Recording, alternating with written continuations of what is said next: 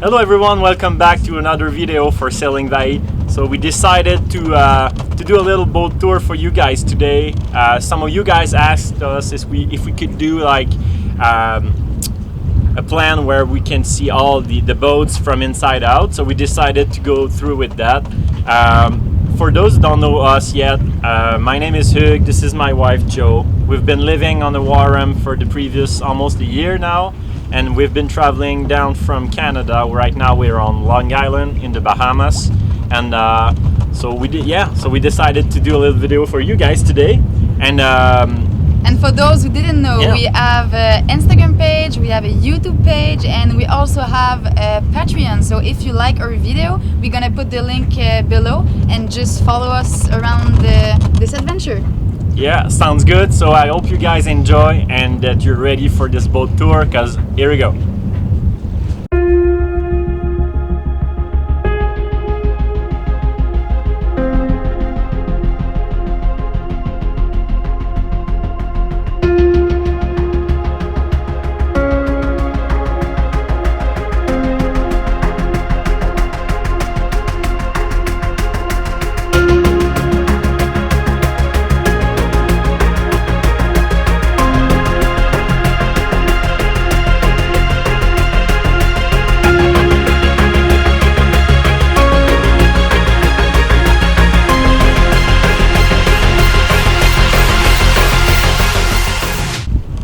So let's begin the tour in front of the boat. So at port side we have a hatch, and it's a compartment for our wetsuit and our kite surf stuff. So we have a lot of storage over there.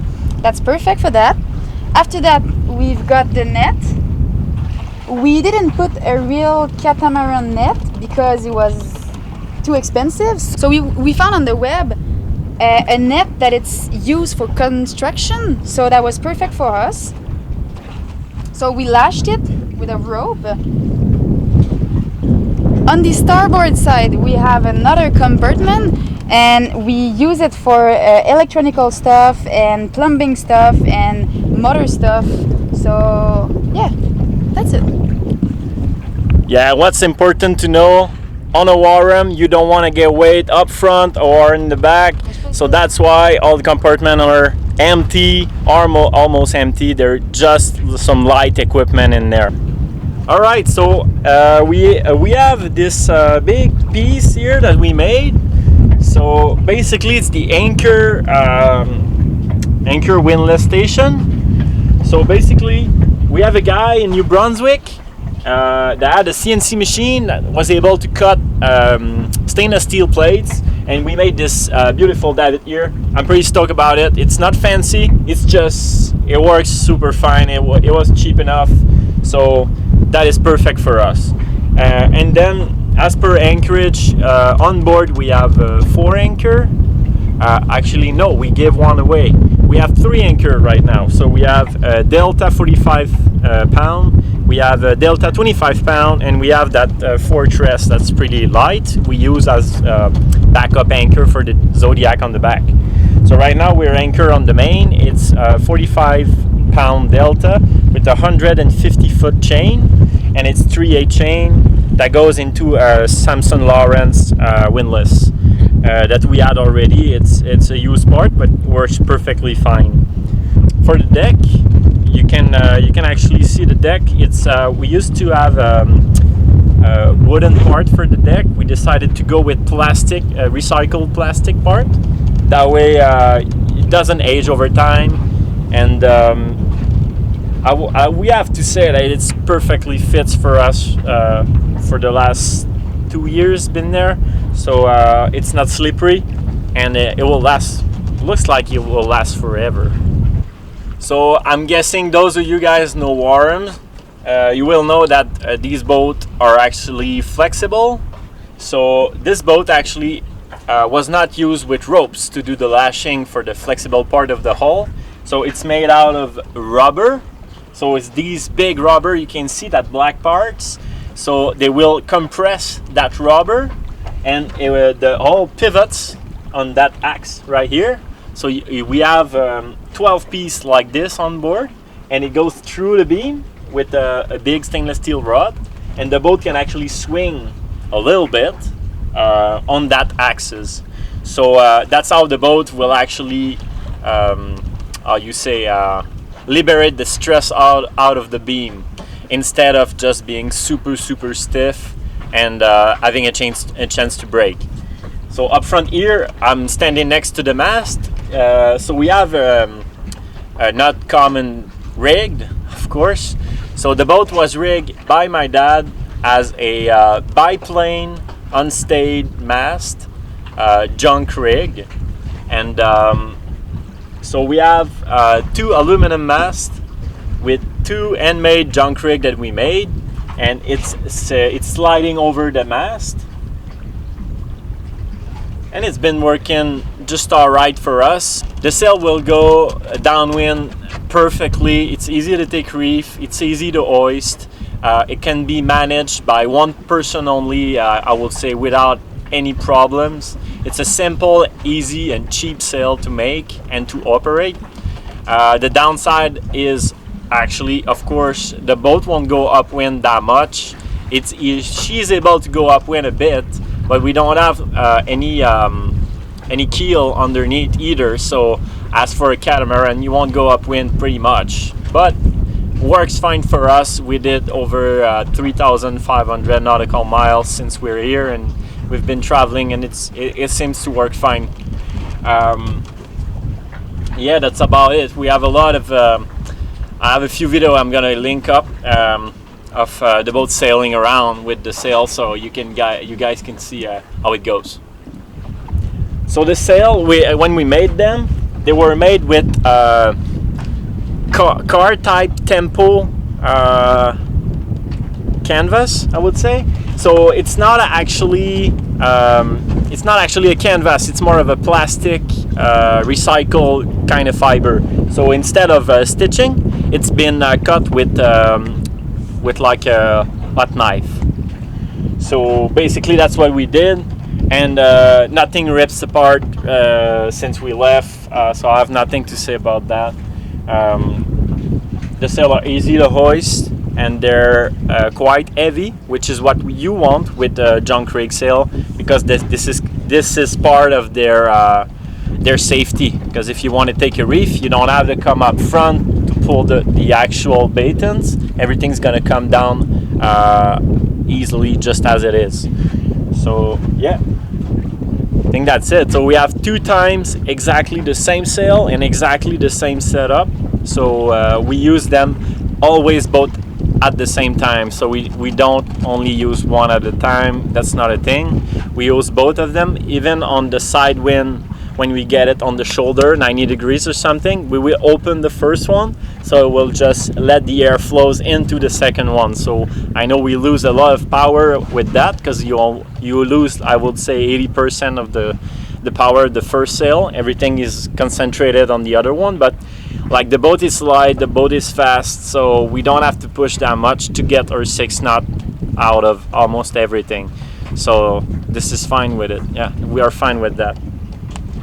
So now let's talk about the main cabin. So this main cabin, we built it because when we took the boat in the past years, the main cabin didn't exist. So we have to make another one.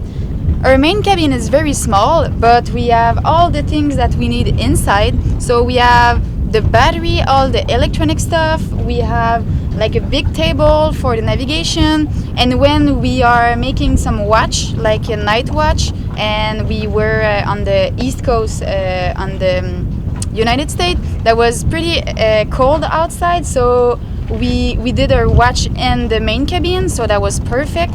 When we were on the US coast, east coast actually, we put our autopilot so we can drive our boat inside of this cabin. So when the weather was bad, that was perfect for us, because we get warm in this cabin and we don't have any water in the face and stuff like that. So the main cabin was perfect for that.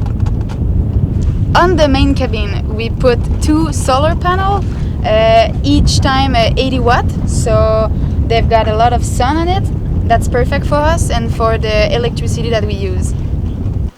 So you guys are probably already seen the video about the Bimini, but yeah, there it is. So the Bimini all just perfectly. There's nothing to add on that. If you guys haven't seen that video yet, you can go back to our channel. You'll see the first one I put out was when I built it. So yeah, that's about it. So as Joe said, we have 2 times 80 watt up front here as a solar panel, and we have an extra 2010 watt on the back, and it's monitored by a MPPT controller solar right in the cabin. So everything electric on board is coming back to that cabin. She was not made to be like a place to hang out. She's more a place of navigation post and electrical center part. So if we move up back, we're gonna see the how the junkrig is rigged on the back. So for the back, I'm just gonna tell you once, because both of them, like I said already, are identical. But we have so this will act as like brise de chariot d'écoute. How is that in English? I think in English we say main sheet. I'm not sure. Well, we can trim the sail with this rope right here. So this is the one we use, and it's, as you can see, it is like multiple times going back to the sail, like exactly 3 times. And because the sail is all trimmed at once, and it's not trimmed with a boom like you would get on a normal sloop. So this is for this rope right here. So this allows us to trim the sail. And then on these 3 blockers right here, the first one is used, I don't know the name in English actually for it, but it's a rope going up the sail. And on the very top of the sail, when you pull on it, it will just squeeze the mast. That makes the sail not wandering around. And if you take some you furl the sail because there's too much wind, you can actually, every time you furl one down, you just pull on it and it will squeeze the mast, and that way nothing moves. The second one is to hoist the main, and the third one on the right, we used it to hoist the dinghy inside. So we have a 3-4-1 kind of mechanical aspect ratio. So we use it to hoist the dinghy, and then we use it to hoist the outboard motor for the dinghy.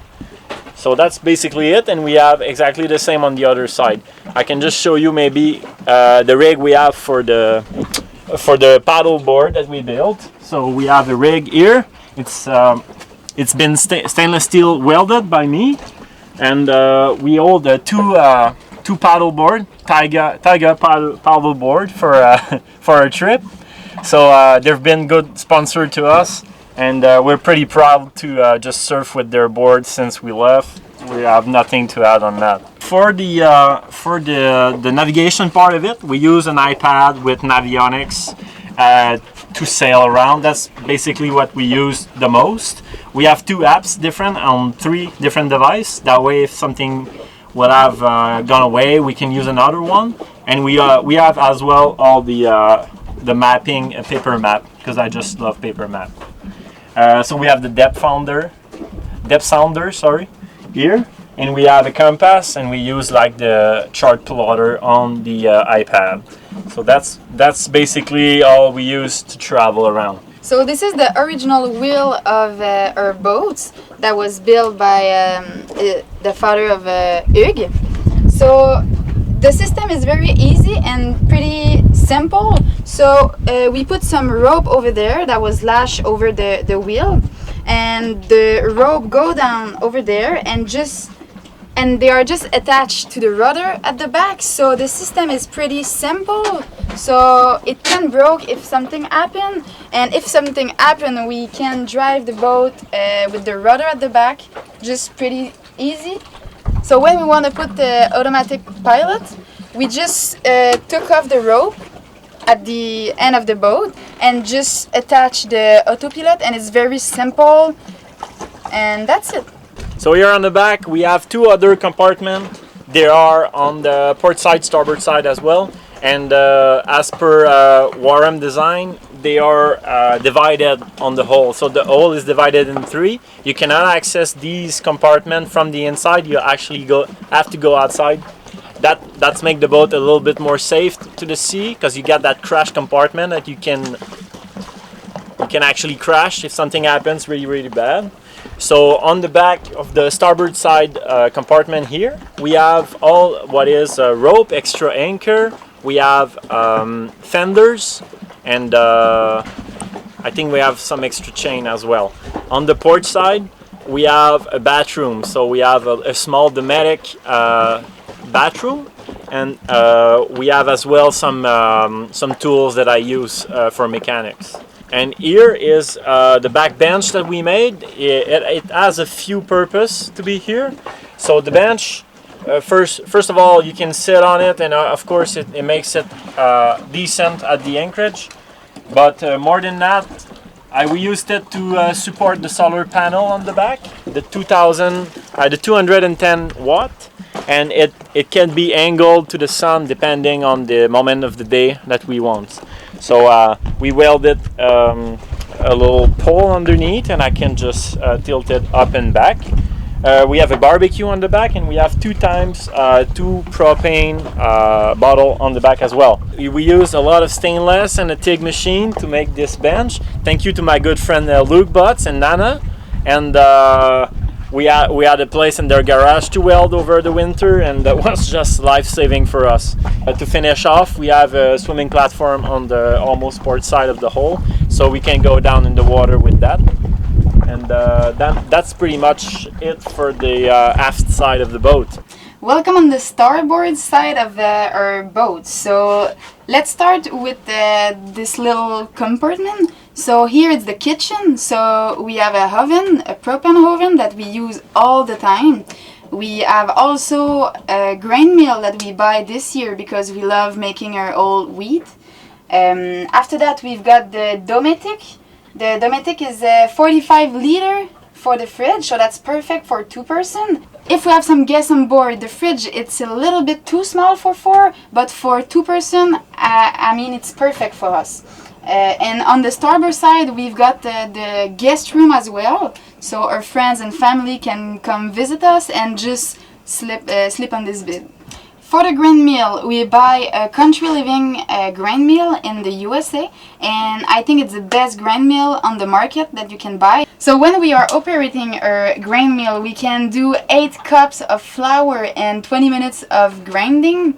So that's perfect for the breads that we are doing, because we are doing 2 breads with that, and we can have breads for all the weeks. So we had the luxury of buying ourselves a Watermaker before we went off. So and we are pretty happy with that. We bought the smallest unit that existed for permanent installation on a boat. It's called a Catamaran Power Survivor 40E. And so this small unit is able to make approximately 6 liters per hour, which is, I know, ridiculous and very small. But in fact, it's enough, because we let it run for 2.5 hours to 3 hours a day. So the unit, why we chose the Switzerland company, is just because they were making unit that could draw only 4 amps on the system, which is ridiculously low and perfect for us, because the system that we have on board is pretty small, and all the electronics. So we try to keep it the smallest we can, and we decided to go lithium. So we have lithium battery on board. We have a total of 220 amp hour on board. So that means the battery are not charged by any other thing than solar for us. So even the motor of the boat, which is I trust motor outboard, is not linked to the lithium battery. He has his own like starter battery, acid battery. So he's not charging the battery banks. So here we are on the port side of the boat. So this is our bedroom, this is our library, this is where we put all the kite and all the surf equipment that we have. We also put a lot of storage here, like under the bed we have all the extra food for us to live. So this is it. If you guys enjoy our video, just give us a thumbs up and see you soon. Yes, and you can follow us along the way. We're gonna be traveling to the Dominican Republic. This is the next destination, and we try to always leave some nice footage out there for you guys to enjoy. We're gonna be doing kite surf along the way, and free dive, and spearfishing, of course. So of course I'm gonna say it again, but we have a nice Instagram page that we this is the main page we use to publish everything we do. YouTube is just something we started. We don't know if we're gonna keep doing it. And we have as well a Patreon if you guys want to support us in some monetary way. That way we could maybe do the adventure a bit longer. It's always super appreciated from you guys. So yeah, so cheers, and hope we'll have some good comments from you guys. See you soon. See ya. Bye.